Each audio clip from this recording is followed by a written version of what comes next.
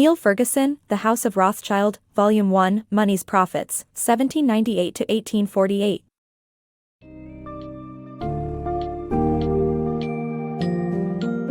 Step into the captivating world of the Rothschild family, one of the 19th century's most powerful and influential dynasties.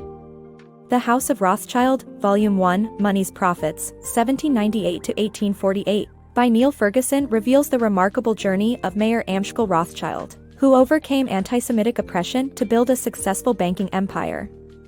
Delve into the family's exceptional ability to adapt and thrive as their vast wealth granted them notable social status and political alliances. This summary will guide you through the critical events, key figures, and the unique strategies employed by the Rothschilds, exposing the secrets behind their continued success.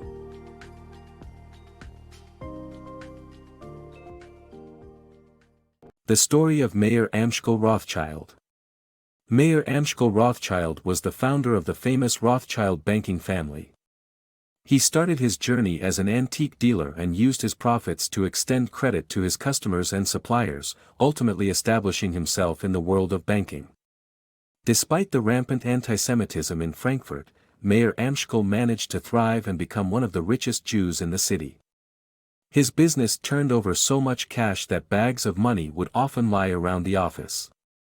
Frankfurt was a center of commerce and banking, which gave Mayer Amschel the perfect environment to establish and grow his business. William IX and Rothschild, how a relationship paved the way. Mayer Amschel Rothschild's relationship with William IX, the hereditary Prince of Hesse-Kassel, resulted in the management of William's English investments by Rothschild. It provided Nathan Rothschild with an opportunity to establish a successful banking business in England. While there is Rothschild myth that William fled to Rothschild during Napoleon's reign, the actuality was that he only entrusted his English investments to him.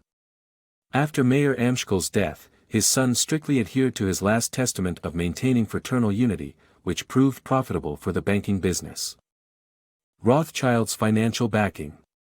By financing the Napoleonic Wars and exploiting exchange rates, the Rothschilds became the wealthiest banking family in Europe. Nathan Rothschild, the leader among the brothers, established permanent bases in major cities, generating the most profit. The diverse intergovernmental payments produced up to 8% commissions with significant fluctuations in exchange rates.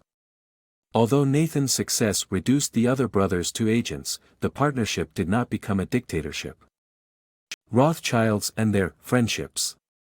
The Rothschilds maintained close relationships with European politicians by extending credit, giving presents, and providing insider information. These relationships proved profitable but also gave rise to myths of their extensive influence over European politics, which were mostly fueled by economic rivalry and anti-Jewish sentiment. The Rothschilds, a prominent family of bankers, were known for their practice of extending credit to influential figures in order to foster friendships and maintain close contact with European politicians. Their friendship with Austrian statesman Clemens von Metternich was the most prominent example. In addition to advancing him money, Salomon, the Vienna-based brother, also provided him with inside information received from his brothers in London, Paris, Frankfurt, and Naples. In return, Metternich kept Salomon informed about Austrian political machinations that would affect the Rothschilds financially. The Rothschilds also gave presents, such as jeweled caskets, to those with whom they wished to forge an alliance. These close relationships with European politicians were immensely profitable for the Rothschilds. However, they also gave rise to myths that they wielded extensive, clandestine influence over European politics. Although the Rothschilds' involvement in major financial transactions made them increasingly familiar to the public during the 1820s, the ensuing publicity was mostly negative. Much of the myth-making and hostility endured by the Rothschilds was not based on actual facts, but rather on economic rivalry and anti-Jewish sentiment. In summary, the Rothschilds maintained close relationships with European politicians through credit extension, insider information, and gift-giving. These relationships proved immensely profitable but also led to myths of their extensive influence over European politics, which were mostly fueled by economic rivalry and anti-Jewish sentiment. The Rothschilds and their philanthropy. The Rothschilds, despite their privileged social status, used their influence for good by advocating for Jewish emancipation and contributing to various charities. Despite belonging to a historically disadvantaged class, the Rothschilds' wealth and influence provided them with a privileged social status. They owned prestigious residences and even acquired noble status in 1817. However, the Rothschilds never lost sight of the fact that the Jewish community still faced discrimination in the form of discriminatory laws and regulations. They used their social status as a force for good by advocating for Jewish emancipation and urging their friends in politics to support equal civil rights for Jews. The Rothschilds also engaged in philanthropy, donating money to build a new hospital and contributing to various charities for the poor and sick. Nathan Rothschild, in particular, was interested in helping the disadvantaged. Despite rumors that the Rothschilds were indifferent to the plight of their poorer co-religionists, their involvement in philanthropy shows otherwise. The Rothschilds' factors for success.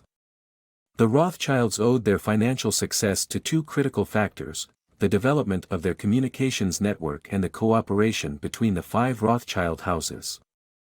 The Rothschild success has long been a topic of interest. While there is no single answer to the question, we can identify two factors that contributed significantly to their prosperity. Firstly, the Rothschilds' communications network played a crucial role in expediting their correspondence. They utilized a trusted private courier service that overtook the postal system in delivering letters, providing early access to politically and financially useful information.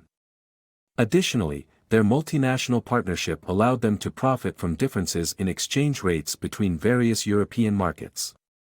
As the largest bank in the world, with branches in London, Frankfurt, Paris, Vienna, and Naples, they were uniquely positioned to conduct business effectively. To strengthen their sense of identity and cooperation, each house would communicate its weekly transactions to the others. The Rothschild success lay in the synergy between these two factors. Their communications network enabled them to access information quickly, while their multinational partnership facilitated efficient and effective business operations across Europe. The power shift in the Rothschild family. In 1836, the death of Nathan Rothschild caused a power shift in the Rothschild family. Nathan, the leader of the Rothschild brothers, was seen as the crucial pillar upon which the entire Rothschild house rested.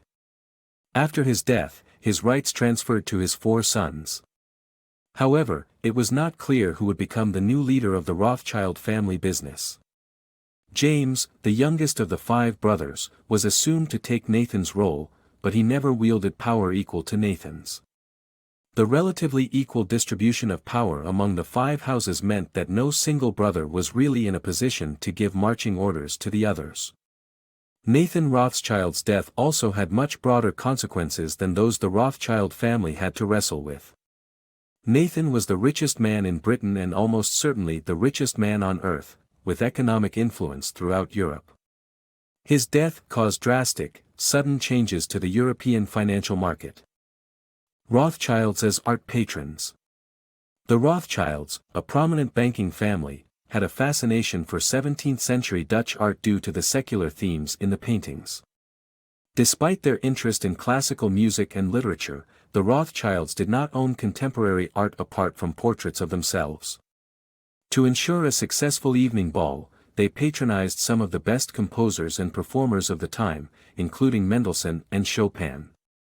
Writers like Heine and Balzac were closely associated with James Rothschild in the 1830s and 40s. The Rothschilds' indulgent patronage provided writers with the license to poke fun or borrow happily from them. The Rothschilds and the railway race. In the mid-1830s, the Rothschilds shifted their financial focus towards industrial finance and invested heavily in the railway sector. They played a crucial role in developing the French railway network. This led to growing hostility from journalists towards what they regarded as a corrupt private monopoly. Additionally, a train accident in 1846 resulted in the Rothschilds facing serious threats to their safety. The family, with their wealth and prominence, personified the growing income disparity that was a concern for the social revolutionaries of 1848. The Rothschilds suffered heavy losses during this period and were on the verge of bankruptcy. However, the London house bailed out the other four, ensuring the survival of the Rothschild family legacy.